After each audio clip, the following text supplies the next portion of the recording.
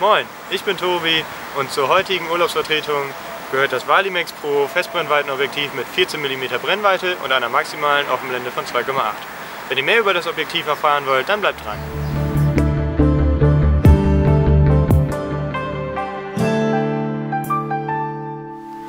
So, ich zeige euch heute das Valimex Pro 14 mm Festbrennweitenobjektiv mit einer maximalen Offenblende von 2,8.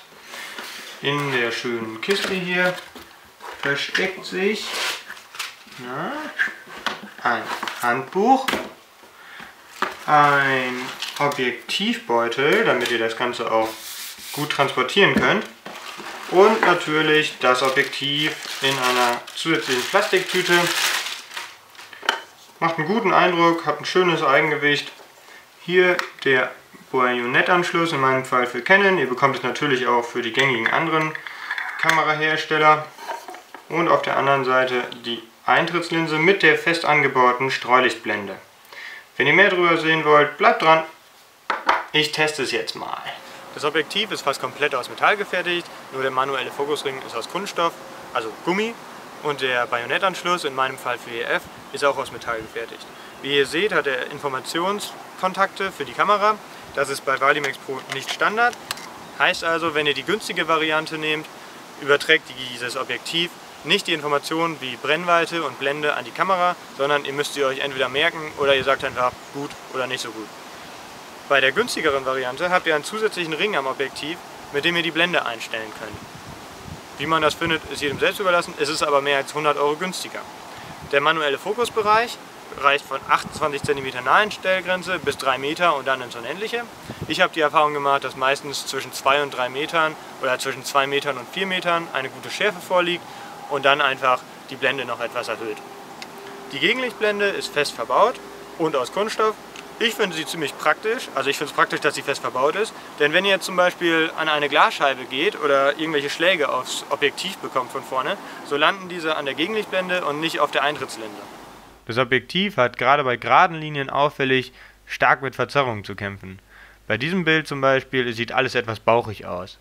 Richtig schick finde ich aber, dass bei 14 mm Brennweite am APS-C-Sensor schon fast 90 Grad Bildwinkel möglich sind, also ist fast richtig viel aufs Bild. Wenn man mit Vollformat fotografiert, kommt man auf etwa 114 Grad Bildwinkel.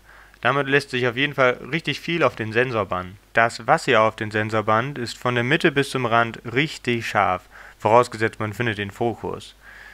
Für Architektur wie hier ist es auf jeden Fall richtig gut geeignet und die leichte Verzerrung lässt sich auch mit Photoshop oder Lightroom leicht herausarbeiten. Die Farbtreue und der Kontrast des Objektivs sind meiner Meinung nach hervorragend. Und mit Farbsäumen hat es auch eigentlich überhaupt keine Probleme, also chromatische Aberrationen. Richtig schick fand ich auch, dass mir kaum Linsenflecken aufgefallen sind und wenn doch, dann waren sie meistens so unauffällig, dass sie überhaupt nicht gestört haben. Sternfotografie lässt sich mit dem Objektiv auch richtig gut umsetzen.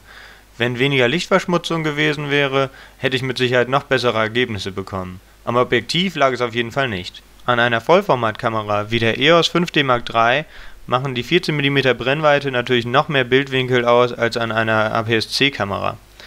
Auch hier bleibt die Schärfe von der Mitte bis zum Rand auf einem richtig hohen Level. Richtig negativ aufgefallen ist mir eigentlich nur, dass das Objektiv kein Filtergewinde hat, was ich ein bisschen schade finde und man kann deswegen nicht einfach irgendeinen Objektivfilter anbauen.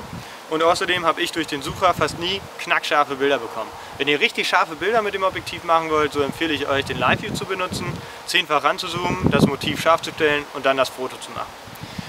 Ich persönlich finde außerdem die Verzerrung ziemlich auffällig.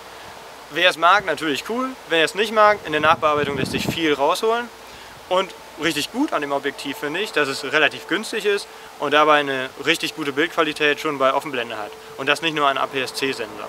Wenn ihr abblendet auf Blende 4 bis 5, bekommt ihr natürlich die beste Schärfe. Und wenn ihr Sparfüchse seid, so empfehle ich euch auf jeden Fall die Version ohne elektronische Blendeneinstellung, denn da spart ihr mehr als 100 € und ich denke, man kann sich da auf jeden Fall reinarbeiten in die manuelle Blendeneinstellung. Ich dachte mir, ich zeige euch die Videofähigkeiten des Objektivs mal daran, dass es halt den manuellen Fokus hat und der geringen Brennweite. Und jetzt fokussiere ich mal immer langsam weiter weg, möglichst konstant. Man merkt, es ist schnell alles im Fokus. aber eben,